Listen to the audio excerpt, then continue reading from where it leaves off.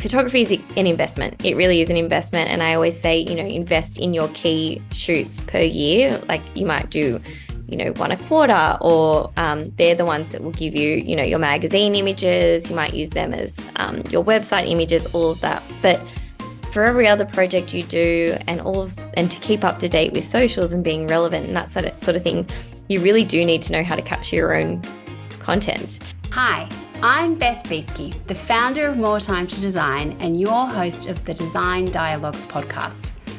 I've been a designer for the last 12 years and I've run my own studio for 5. And I know how hard it is to run a successful business. You not only need to be great at designing, but you need to be great at all the other things as well. I created More Time to Design, a software platform to help designers run efficient studios, and I've created the Design Dialogue podcast to help us all learn together. Each week, we will meet professionals who are at the top of their game doing things that help us run our studios. We'll have conversations with social media managers, interior design mentors, copywriters, stylists, photographers, suppliers, and also designers who have been in the game for a long time and who have such a wealth of knowledge to share. I hope that each week you feel inspired and informed at the end of each of our design dialogues. So join me for the Design Dialogue podcast. Of the Design Dialogues podcast. This week I am talking with Nat Spadavecchia from the Palm Co. I have known Nat since the early days of her business. She actually designed my wedding stationery back in the days when the Palm Co was still finding its path. In this episode, we talk about those early days of Nat's business and how at first niching down into something didn't feel quite right, but how relatively quickly it became evident that it was the way to go. Nat generously shares with us some great things to think about when you are considering which photographer to choose to capture your projects, and also some tips if you are styling the project yourself. As always, if you are enjoying the podcast, I would love for you to leave a review. Reviews are one of the best ways for people to find the podcast. If you are unsure of how to leave a review, I will put in the show notes some simple instructions to follow. I really do appreciate you taking the time to leave a review. Now, I hope you enjoy my dialogue with Nat. Hi everyone, and welcome to this week's episode of the Design Dialogues. And I am talking with the lovely Nat Spadavecchia from the Palm Co today. Hi Nat. Hello, thank you for having me. It'll be such a pleasure to have you on. I have known Nat for, I don't know, 6-7 years, maybe, a while. Yeah. And oh my goodness, Nat has photographed some of my design work. She also designed my wedding stationery. But yeah, so I have known Nat for a while and have been a big admirer of your work. So I'm really looking forward to getting in and learning a little bit more about your business and some of the things that you do today. I love to start every episode by finding out, what can you see out your window today? Oh, trees. Actually, the one good thing, well, not the one good thing, I love my house. But this house, it's down the south coast, but it kind of is surrounded by trees everywhere. So it feels like you're in like Bowral or the Southern Highlands. Beautiful. It's so nice. So, and this is my favorite room with the fireplace and the trees out there. So yeah, it's a good sounds spot. very idyllic. Oh, so lovely. So for those of you who don't know Nat, she is a photographer and has a phenomenal portfolio of work. I am sure most people are familiar with your work. Can you tell me a little bit about your business and how you've gotten to where you are today? Yes. So actually, when you said I designed your wedding stationery, I felt like that was a past life. I know. And it was like forever ago. I know. And I would love to actually talk to you a little bit about that, because when we first met, you did kind of have a bit of a scattering of offerings, and it was almost like you were kind of testing out what direction you were going to go with your business.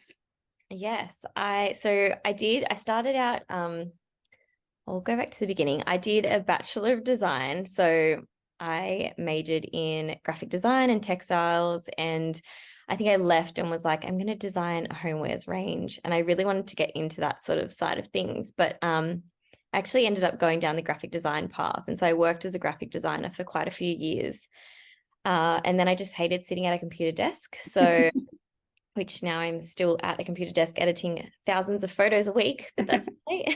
This is still a balance. But yes, I did graphic design for years, and then I really loved interiors and wanted to get back into the interior world. Obviously, studying textiles, I kind of had always thought I would do homewaresy type stuff, but yeah, so then I ended up getting a job doing styling, and I started as a property stylist. It wasn't as big of an industry as it is today, and there was only like a real select handful of sort of companies, I guess, that were doing it. And so I worked at one of those for I think 6 years, and kind of started off doing styling, and then I ended up in the marketing team doing the photography. To be able to market the brand. So I was shooting all of our interiors, and it was definitely trial and error. I had done a short course on photography, but it was not interior specific. It was basically how to get the camera off auto. Yeah. And that was it. And then I think I did that course when I was doing graphic design and never really took it much further than that. And then when I got into interiors, I found that I loved it. And so I did a lot of shoots for the company I was working for, and just taught myself how to capture the style that I wanted to achieve. Yeah. So yeah, did property styling for quite a few years. Then I got married, came back from my honeymoon and was like, I'm going to go out and start my own thing. And that's when I thought I had a background in graphic design. I had a background in interiors, and I also had photography. So when the Palm Co started, it was like a multidisciplinary studio. It offered design, so a lot of like branding, but I was kind of doing everything and anything. So wedding stationery, logo design, websites, like a bit of all of the things. Mm.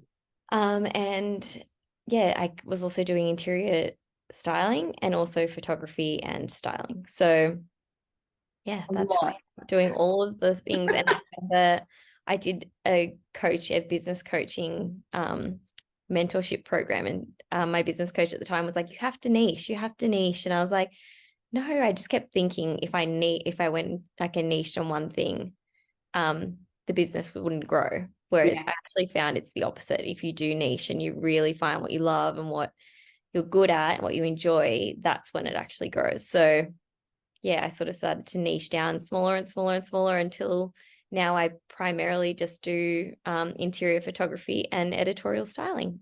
Yeah. And so did you always know that the photography was ultimately where you wanted to get to? Or was it just kind of like organically you kind of like things dropped off and you're like, actually, I don't really like doing that? Or like it just kind of got there eventually that photography was kind of the last standing thing that you love doing? Yeah, it kind of organically happened. I definitely, when I actually started the Palm Co, I wanted to go down the path of interior styling and design.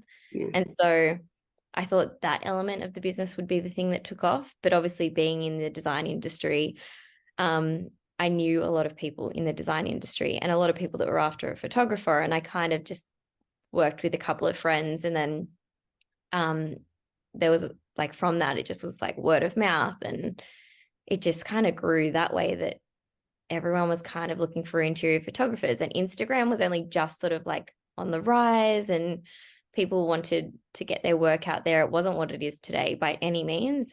But it was still, people were finding that they really needed content. So yeah, I guess I didn't love the design side of things. And I think I knew like graphic design.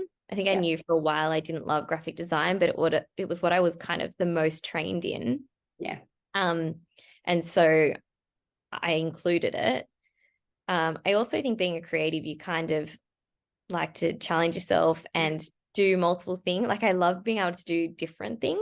Yeah. Doing the same thing over and over again is just what I would get bored. But yeah, I liked offering the different things.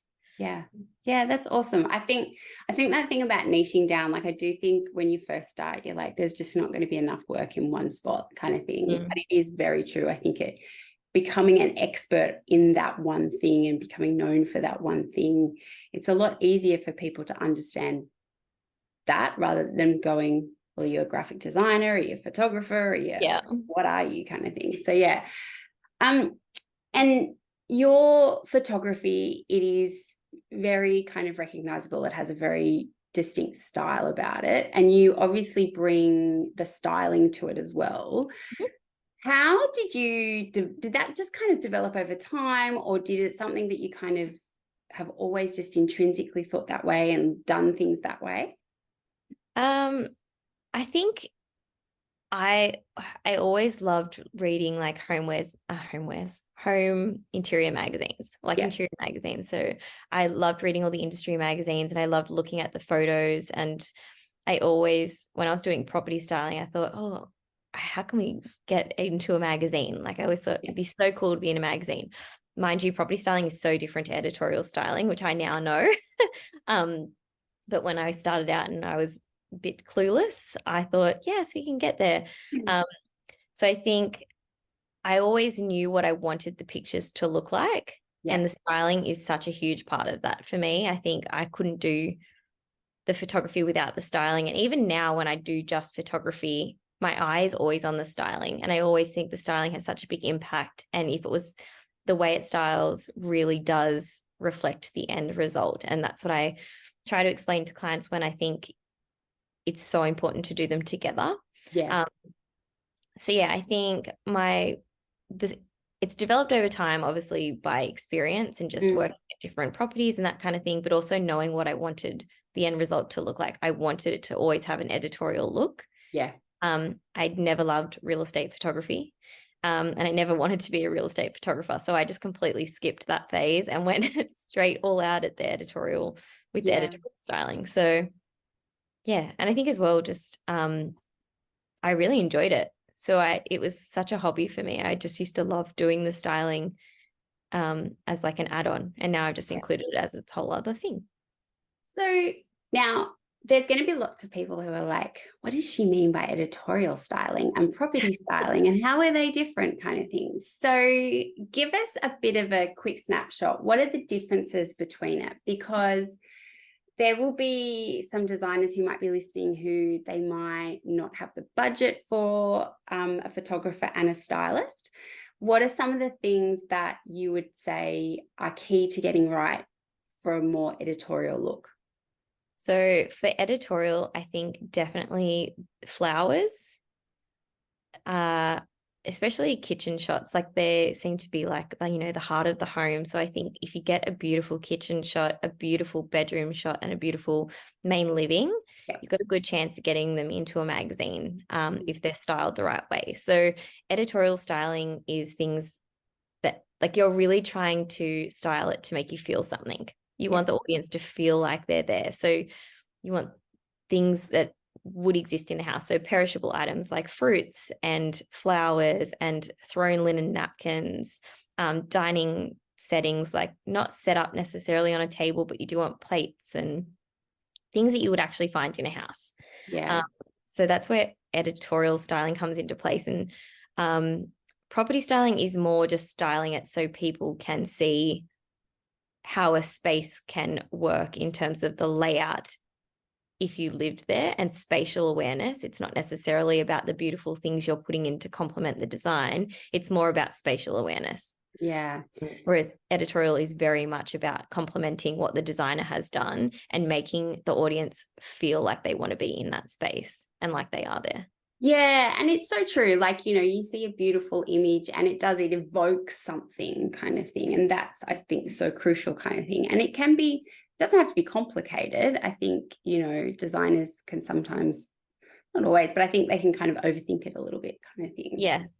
And I suppose as well, like for designers who might be starting out and, as I said, might not have the budget for a stylist, I suppose drawing inspiration from images they see in magazines and going, well, what have they done? And what is that emotion that image is evoking for me kind of thing? And how can I recreate that in my own work? Yeah. And I think as well, like I do get a lot of people messaging me saying, what are those flowers? And like, where did you get that chopping board from? So I think it's all the little details that are put in there that do make it um, like it does evoke that response in someone and make you feel something. That's what the workshop's all about. So I know that there's because it's a huge investment when you're doing Yeah. styling and photography together. I mean, even when you're doing them separately, styling and photography are still such huge investments. That's what the workshop is, to teach you how to, really how to style your own projects and how to Yeah. capture them as well, if you wanted to do all that kind of stuff in-house. Yeah. Yeah. Yeah. And tell me a little bit about your workshops, because you have kind of you've almost gone, you've niched down, and now we're kind of spreading out again a little bit, because you're teaching the kind of skills that you've learned, aren't you? Yeah, I mean, I am definitely teaching the skills that I've learned. I think there's a need for it now. Like I said, social media, people really just need content, content, content. But um, photography is an investment. It really is an investment. And I always say, invest in your key shoots per year. Like you might do, one a quarter, or they're the ones that will give you, your magazine images. You might use them as your website images, all of that. But for every other project you do, and to keep up to date with socials and being relevant and that sort of thing, you really do need to know how to capture your own content. And a lot of designers will just do a bathroom or just do a kitchen, and sometimes it isn't um, worthwhile for them to get a photographer out for such a small project, but that doesn't mean it shouldn't still be captured. So I guess I was talking to a lot of my clients who wanted to learn how to capture even behind the scenes. And similarly, they were like, what do we do if we've just done a bathroom? We don't want to get you out there, but we don't want to miss the opportunity. And so that's when I thought, well, they're going to come to me to do their big shoots, but they do want consistency. So they're showing up as professionals and they're still growing their businesses. Yeah. So giving them the skill set to capture those smaller projects was really beneficial. So I sort of felt like they still went hand in hand. Yeah. Because Yeah. it's like you don't just need those 10 beautiful photos anymore. People need so much more than that. Yeah. Yeah. Yeah. And I think that's the thing as well. Like, I think for interior designers, I think there are always going to be those small little things that it's not worth, like the budget just isn't there in the project warrant being photographed. But I do think capturing them, and it's, showing your body of work, and there's like this, the content that we need to produce these days is just enormous. Yeah. So yeah, I think that's really handy. Talk to me a little bit about what should an interior designer be thinking about when they engage a photographer to capture their work? Because obviously, as you said, it is a big expense and a big investment. So you want to be as organized and, have put as much thought into the day or the 2 days as you possibly can. What are some of what is a great experience for you as a designer working with, as a photographer working with a designer, versus a bad experience? Let's go with the bad experience. So we end on the high one. A bad experience is just someone that has booked you in, but then they sort of think that's where it stops. Yeah. They just don't get out of it what they should get out of it. And I guess my whole business is based around, I want, like, the Palm Co it's not really about me. It is about showcasing my clients' work and making sure they're really proud. I mean, these jobs go on for sometimes like years. I mean, they definitely go on for months, weeks. So at the end of it, you want something that you're really proud of and that you get the satisfaction out of, and it's just done really well. So I will always engage with, once the job's been booked in, like, we find out a bit more about the project, the rooms, we try and get some photos so we can really wrap our head around it.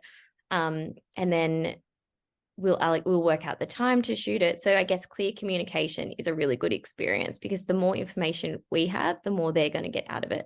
And we give our clients like a pre-shoot checklist where basically it just explains to them that the property needs to be professionally cleaned, declutter. They need to obviously communicate with their client if they're still there, that we might rearrange things. It's got nothing to do with their personal style. It's just what looks best through the camera.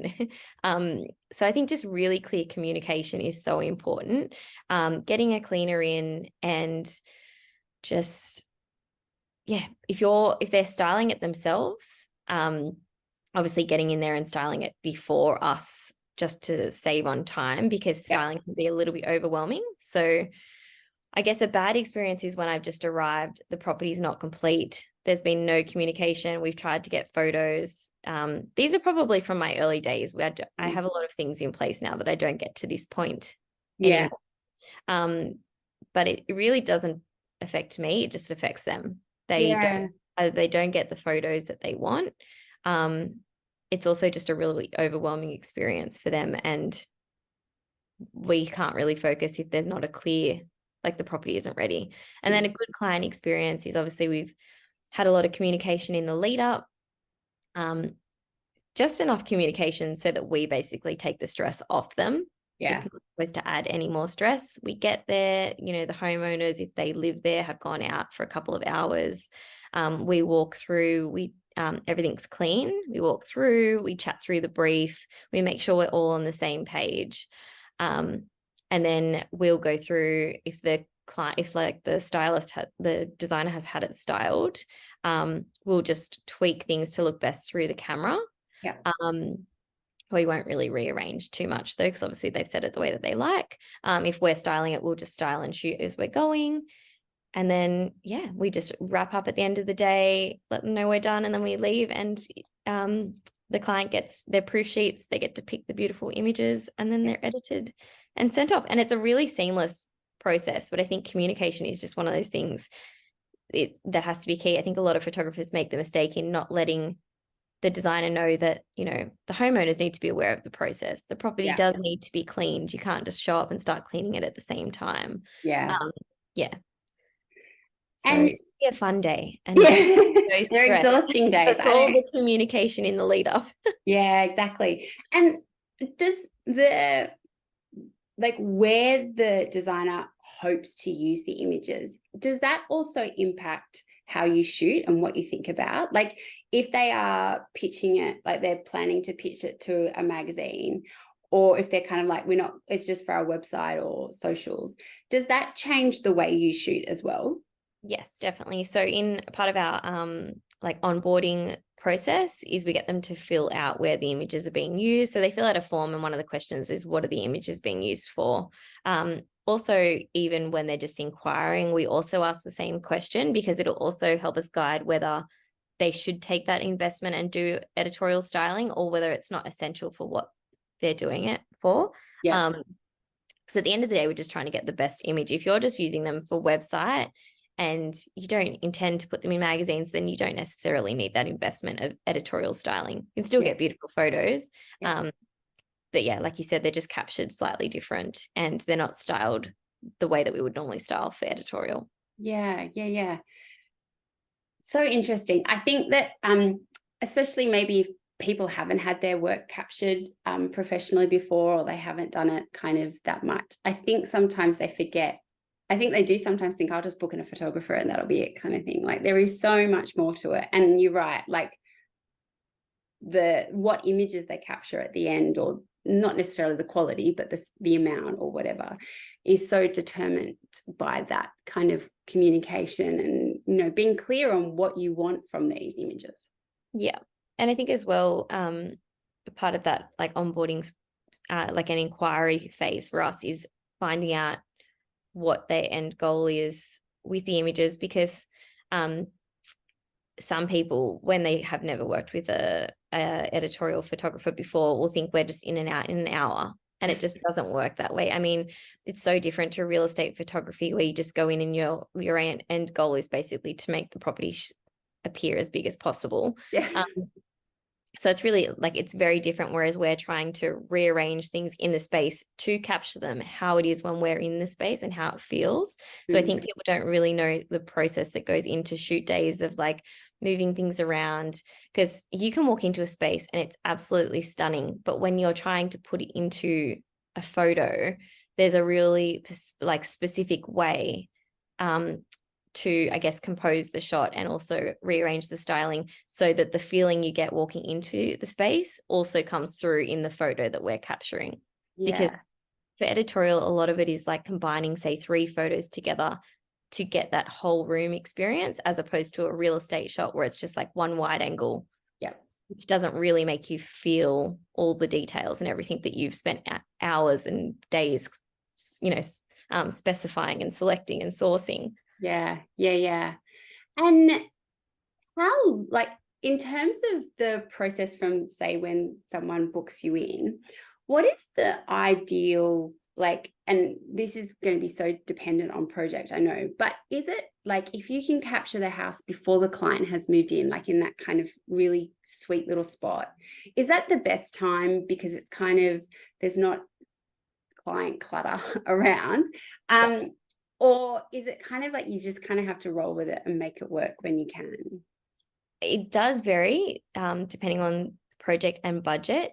If you have a client that's invested in all new furniture and that kind of thing, then you're probably best to wait until they have moved in. And then obviously have the conversation with them, maybe get it early days where just the bigger items are in there. Yeah. But it's always better, I would find, to do it before the client has moved in.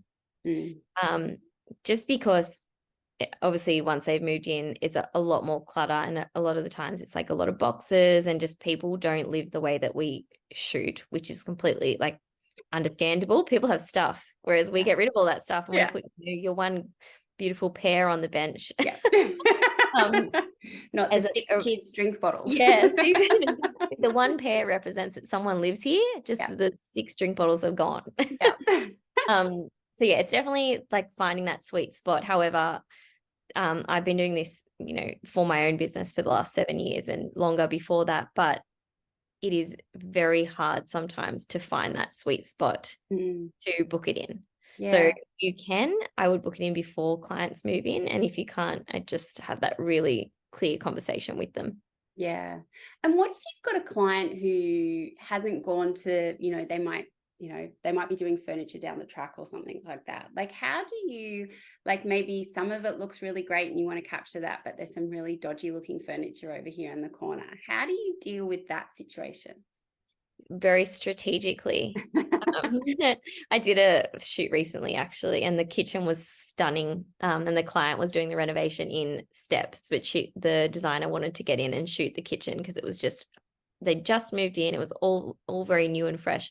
And it was like we did a pan of a video. It was like the kitchen was stunning. And you moved over to the dining room and it looked like Nana's moved the furniture she'd had from the 70s in. And it was just so funny because I think that's the reality. I think a lot of designers probably look at photos of other designers' works and go, God, how do they get those projects? And I think it's nice to know that the reality of it is a lot of people are just doing projects in stages. And you can still shoot those projects. You just work around it. You move them out of the way. Sometimes if we're bringing in furniture, like I said, if you have the budget, the removalist will just basically take the client's furniture out, put it in the truck for the day, put our furniture in, and then it just gets swapped back. It's a very seamless, easy process. Once it's actually locked in, it's not as big and overwhelming as people think. Yeah. So, and usually it's just like a room or two that kind of needs to happen. Yeah. So, yeah. I think as well, like, it's funny. I often quite think there's a lot of smoke and mirrors happens in this industry when it comes to getting photos and all that kind of stuff. Like, what is behind the camera is quite often very, very different to what is in front of it. So I think, sometimes it's like if it's about building your body of work and all of that kind of stuff, sometimes you have to just get in there and kind of, participate in the smoke and mirror exercise.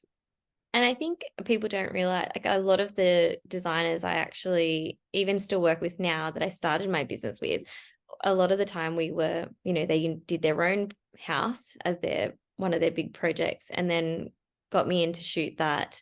And from that, their business has just blown up. So it's worth investing in the photography and the styling. And even if you're doing it yourself, it really is worth getting good quality photos. Even if you're not at that stage yet where you're doing, big projects, you've still spent so much time designing beautiful spaces that the world should see because it's like a little sneak peek. So yeah, I think that shouldn't deter people. And I think, you need to be aware that a lot of it is smoke and mirrors and a lot of designers out there are just shooting the kitchen, the bathroom, their own living room. Yeah. And that leads me to one of my next questions, because one of those designers that you have worked with for a very long time is Catherine from the Stables. My goodness, I've known both of you for ages, and I don't know, how long have you been shooting her work for? Catherine was my first client. There you go. So 7 years, I would say, since the Yeah. podcast started. Yeah. Wow. But I And knew her a few years before that as well. yeah. And you can kind of see, like, you guys, your work or your styles go so well together. So it's, it's not surprising that it's a very successful working relationship. And is that something where you would encourage designers to kind of find a photographer that the two styles align? Because obviously different photographers are going to give you a different look on your photos. And so does it help having that relationship grow over time? Definitely. I 100% agree that you should pick your photographer based on, like, they have to align with you and your aesthetic. My favorite jobs are when I go to projects and I get along so well with the designers. I love their aesthetic. It doesn't feel like work. It's a really enjoyable day. Whereas I've also worked with people in the past where it hasn't aligned, and I probably knew that it wasn't going to be a perfect match. And it's more, I mean, the photos still turn out beautiful. It's just more that it's not the type of work that I would want to be capturing, or, the designer would be like, well, Nat doesn't normally capture this type of thing. So I think it is really important to, pick your photographer, like, research into it. I think word of mouth referrals for me have been the best. So people that have actually referred me and they've looked into it and they actually want to work with me, for me, I think when you do just pick a photographer based on, nothing really, you're not going to get the best outcome. Yeah, and I would say as well, I suppose, like, one of the criteria is, because as we've said several times, this is an investment. So I'm sure the financial cost is a big driver. But I think as well, I think it is such an important working relationship that we have as in designers. But yeah, I think, as you said, like, definitely it's got to feel right. It's a bit like having good tradespeople and good builders. Like, you want them, when it works well kind of thing. And I think everyone knows when it doesn't work well. Yeah, exactly. And I think as well, like, photography is such an investment. I have so many people that have come to me, though, once they've already had it shot by someone else and not been happy with it. So sometimes it's like interior design, really. People often bargain you down on your pricing and you just think, well, no, this is what I'm worth. And then you'll often find probably that whoever they do go with that is doing it at a very reduced rate is probably not going to align with what the end result should have been. Yeah. I think I would go with who aligns with you, what aesthetic you like, the look of, the level of work you're at as well. Like, when you're starting out, there are a lot of entry or start out photographers as well that are still really good, and the level aligns and the aesthetic aligns. I mean, I was obviously just starting out when I started working with Catherine, and I've evolved as she's evolved over the years as well. But yeah, I mean, we're just friends now. It's nice. Well, she said when I talked to her, she doesn't even need to turn up now to her shoot. Yeah, no. Well, she usually turns up for a chat, which is nice as well. So it's so important finding. I think that's with any people that you like outsource work to in your, like, your business is your baby. You want to make sure that you're trusting it in the right hands. Yeah, and I think it's like, as you said, some of these projects can go on for years, and you, as a designer, you invest it's your body and soul almost into them sometimes. Like, they are a lot of, they take up a lot of our lives. So then the person who you choose to capture that, to then amplify that into the world, is so important. And you don't want it to just be anyone, because like, it's been such a big part of your life that you want the documentation of it to be as beautiful as the real thing. Yeah, I agree. And so, you're a very creative person. I know you've renovated your own home, and you're definitely living all the creative lives. How do you find your inspiration, draw inspiration, and maybe how do you fill your creative cup when it's feeling very depleted?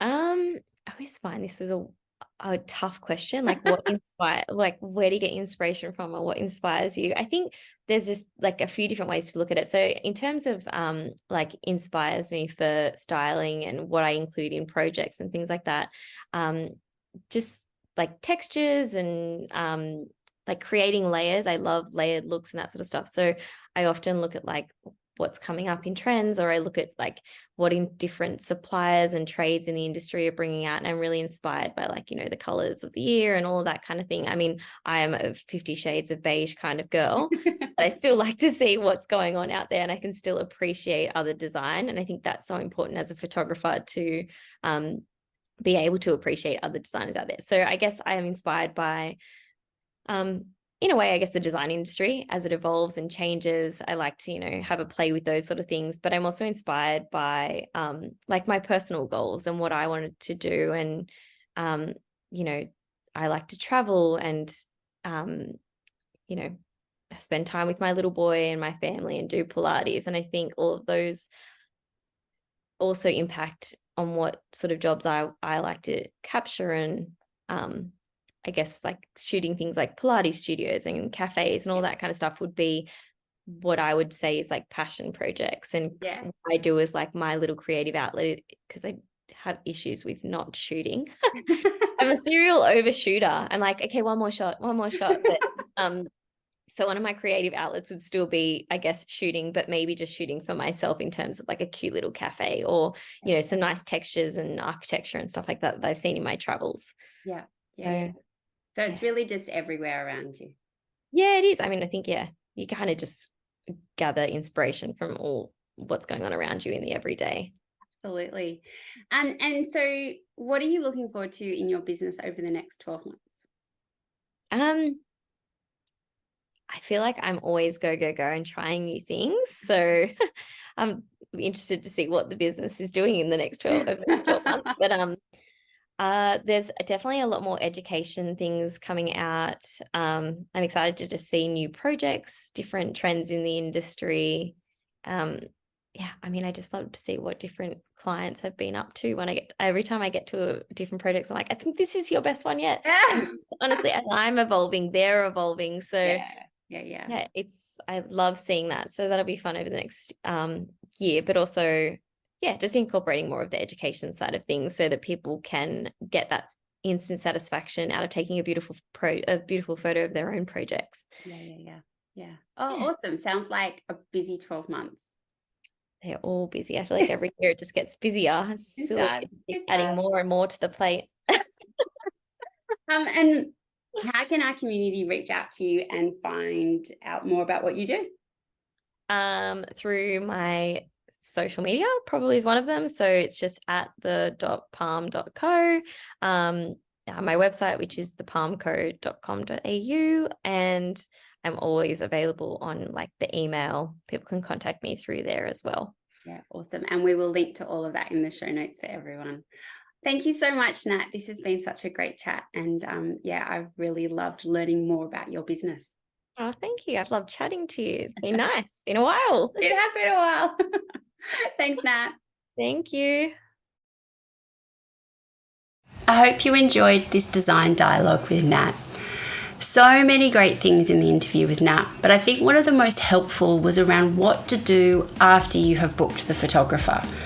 It's not just a matter of turning up on the day.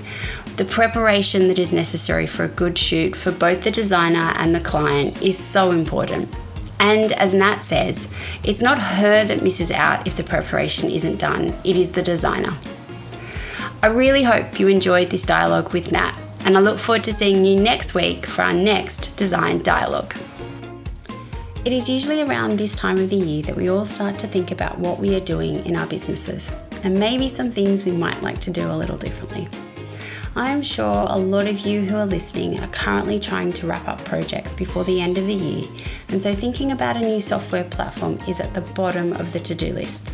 However, if you can spare a few minutes, the team and I would love to show you how more time to design can transform your business and mean that 2024 is your best year in business, both from a project perspective, but most importantly, financially. For everyone who books in a demonstration before the end of 2023, we will extend the free trial period so that even if you are madly wrapping up projects, you will still have plenty of time to become familiar with more time to design and be ready to start 2024 with a bang. I will pop the link to book in a demonstration in the show notes. Thank you for listening to this design dialogue. I hope you have found it full of inspiration and helpful information to take into your design studio. If you like the podcast and want to hear more, consider sharing it or writing a review, as it helps us reach more people, and follow us wherever you get your podcasts. If you would like to unlock the power of effortless studio management and elevate your design business to new heights, please follow the links in our show notes to see how more time to design can help you build a better business. Have a great week, and I will see you for our next Design Dialogue.